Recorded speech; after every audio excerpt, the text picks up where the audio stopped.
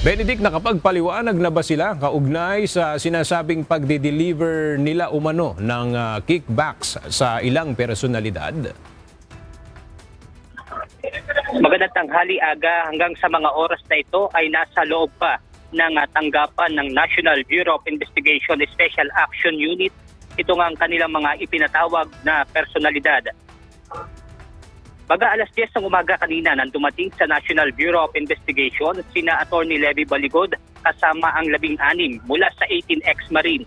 Ayon kay Atty. Baligod, walaan nila silang mahihita sa pag-akusa sa isang individual lalo na at nasa mataas itong posisyon sa pamahalaan.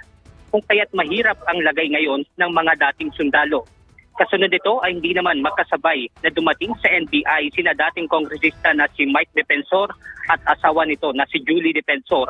Kasama ni Julie Defensor ang kanyang anak na babae bilang legal counsel, habang si Atty. Ferdinand Topacio naman ang legal counsel ng dating kongresista.